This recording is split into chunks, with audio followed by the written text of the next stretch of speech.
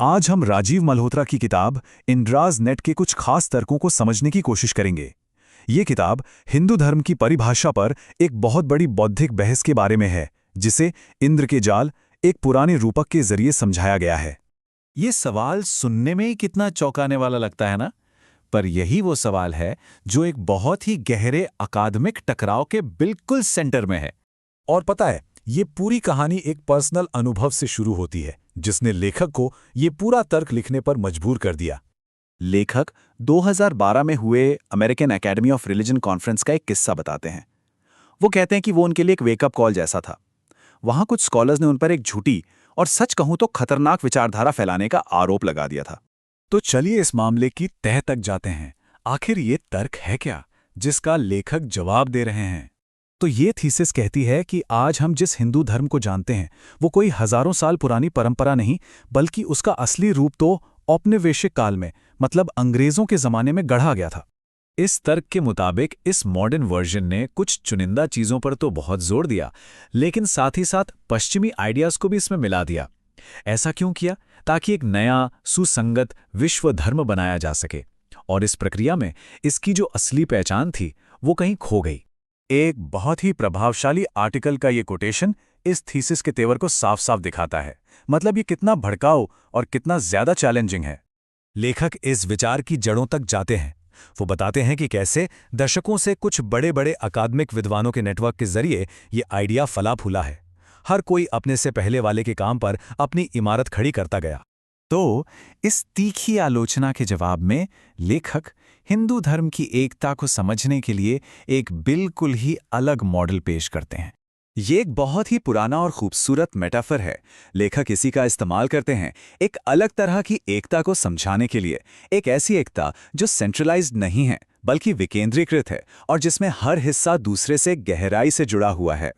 देखिए, कोई top down centralised structure नहीं है यहाँ। ये मॉडल एकता का एक अलग ही लॉजिक देता है। एक ऐसा लॉजिक जो आपसी प्रतिबिंब और एक दूसरे पर निर्भरता पर आधारित है, ना किसी एक सत्ता के कंट्रोल पर। लेखक का मेन पॉइंट यह है कि जो आलोचक हैं वो असल में एक पश्चिमी अब्रामिक चश्मा पहनकर हिंदू धर्म को देख रहे हैं। मतलब वो एक ऐसा मॉडल खोज रहे हैं जहां एक किताब हो, एक पैगंबर हो और एक तयशुदा इतिहास हो। और ऐसा करते हुए वो धर्म की अपनी जो लचीली एकता है उसे देख ही नहीं पाते।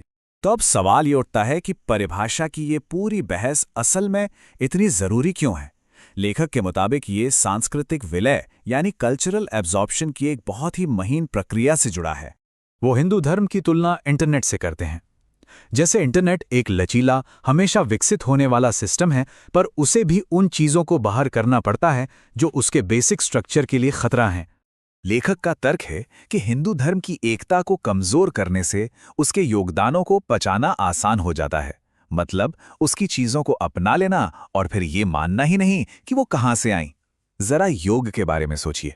एक समय में ये एक गहरी आध्यात्मिक प्रैक्टिस थी, लेकिन आज अक्सर इसे इसकी हिंदू जड़ों से काटकर एक सेक्युलर एक्सरसाइज की तरह बेचा जाता है। लेखक कहते हैं कि ये पाचन का एक क्लासिक उदाहरण है। तो इस पाचन का मुकाबला करने के लिए लेखक एक स्ट्रैटेजी सुझाते हैं। हिंदू धर्म को उसके उन मूल सिद्धांतों से परिभाषित करना जिन्हें पचाया या एब्जॉर्ब नहीं किया जा सकता। अब ये स्लाइड बहुत दिलचस्प है, क्योंकि ये दिखाती है कि दोनों विचारधाराओं की शुरुआत ही कितनी अलग है। एक नजरिया मानता है कि इंसान में एक बुनियादी समस्या है जिसके लिए बाहरी इलाज चाहिए। दूसरा नजरिया मानता है कि इंसान के अंदर दिव्यता है जिसे बस खोजने की जरूरत है।